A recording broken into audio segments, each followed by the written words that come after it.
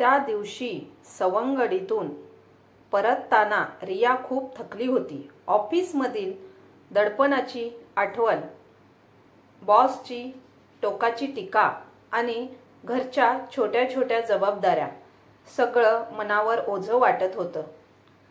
रस्त्यावरून चालताना तिने स्वतःला विचारलं, हे सगळं का वाटतं इतकं भारी? त्या क्षणी तिने आपल्याच आईची आठवण केली. 8 वर्षापूर्वी आई अचानक आजारी झाली होती. रियाला वाटलं होतं की ती तयार आहे, पण वास्तविकता वेगळी होती. रिया रोज रुग्णालयात बसायची, आईच्या हात पकडायची, पण तिच्या डोळ्यातील वेदना पाहून स्वतःला लाज वाटायची. आई म्हणायची, रिया, दुःखातही हसणं शिक. जीवन फक्त आनंदासाठी नाही, संघर्षासाठी आहे. त्या आठवणींमध्ये रिया हळूच हरवली होती. अचानक रस्त्याच्या कोपऱ्यात एक लहानसा कॅफे दिसला. तिने थांबून एक कप कॉफी घेतली. त्या क्षणी एका जुन्या वयस्कर माणसाने तिला हसून पाहिले. तुला त्रास वाटतोय ना? रिया थोडी थांबली, हळूच हसली आणि म्हणाली, हो, पण सगळ्यांना वाटतं की त्यांच्यापेक्षा माझा त्रास जास्त आहे.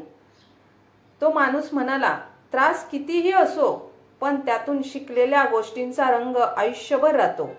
तुला फक्त तो रंग ओळखायला हवा. त्या क्षणी रियाला जाणवलं, ती फक्त त्रास अनुभवत नाहीये, तर त्या त्रासातून ती मजबूत होत आहे.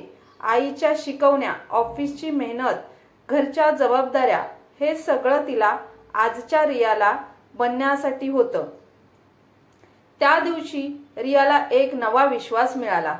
तिने ठरवलं की ती प्रत्येक क्षणाचा सामना धैर्याने करेल, प्रत्येक अश्रूतील रंग ओळखेल आणि जीवनातील छोटी मोठी जंग जिंकूनच राहील.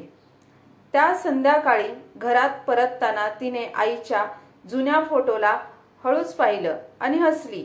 आई, आता मी तयार आहे, असं तिनं स्वतःशी म्हटलं आणि त्या हसण्यामध्ये तिच्या संघर्षाचा रंग दिसत होता.